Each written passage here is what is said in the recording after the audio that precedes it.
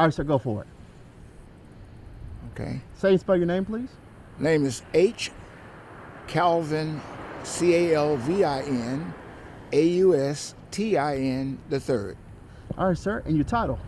I am the pastor of the Mount Pleasant Missionary Baptist Church, located on Ellaby Road in South Shreveport. All right, sir. So tell me a little bit about what's going on today and the impact it has on the history of Shreveport and Louisiana civil rights. Well, in 1963, on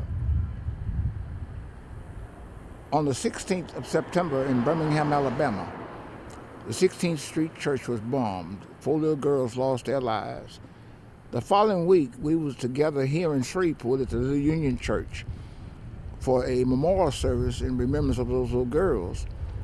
But what led to the service ended up being a disturbance by then Commissioner George W. Dartois.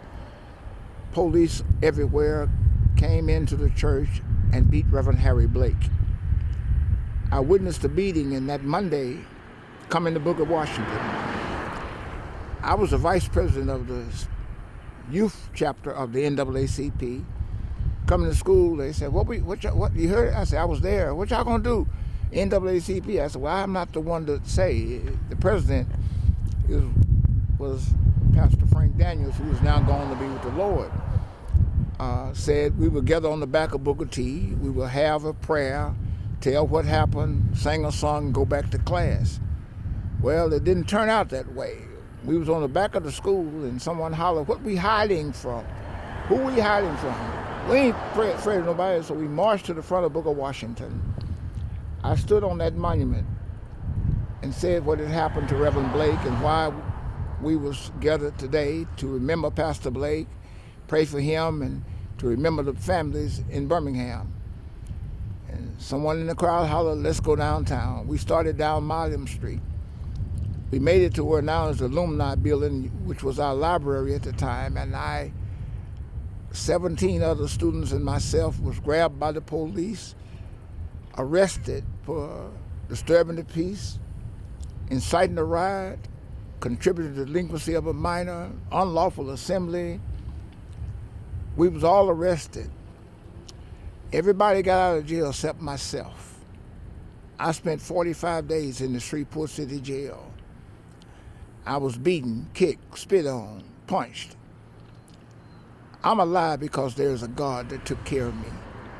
I was a young man. Found out when I got out of jail after 45 days, I could not come back to Booker Washington. I could not go to Notre Dame. I could not go to no school in Caddo Parish. I was expelled. I was told by the superintendent to my parents, he would determine when I go back to school. I wanted to go to school. I went to Marshall, Texas. They wouldn't take me. Went to Texarkana, Texas, or Arkansas. Went to Monroe. Went to Alexandria. No school in this market would take me. But there were some teachers at Booker Washington saw something in me and wanted to know that I wanted education. I ended up going to New Orleans and graduating from the L.B. Landry High School in New Orleans.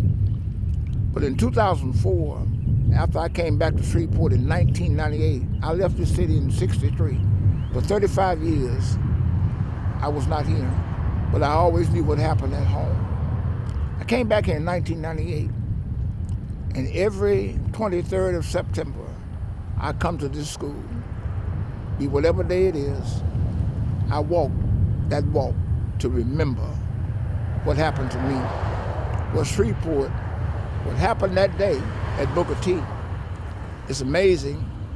History says that when parents were sitting at home on that Monday, seeing the police converge upon the campus of this school and teachers mistreated, the principal abused, students mistreated, and police everywhere, Shreveport said enough is enough.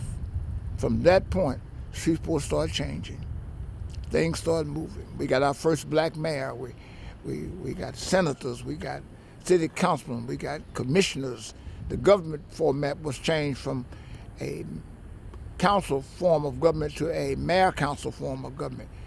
The police commission at that time was the police jury, tamed to a commission, representative around the parish and the city. So I don't ever want to forget what happened to me, but I want people in Shreveport to realize we are where we are because of what happened that day. And it's amazing that there are people in this. There's a documentary out. There's two documentaries out. One is called Beyond Galilee. It talks about Booker T. It talks about Shreveport. It was put together by a graduate of Booker T by the name of Tim DeWayne. There's another documentary out called The Shape of Shreveport. It talks about Booker T. It talks about civil rights. Amazingly, Booker T now is on the National Historical Registry. When the group was putting together the request for historical preservation, the committee said, yes, Booker T was built, yes, Booker T is the first, yes, Booker T is this, but that does not get you on the registry. Something would have had to have happened at Booker T for it to be on the National Registry. And what made this school become a National Historical Site is what happened on the 23rd of September, 1963. And say again, so you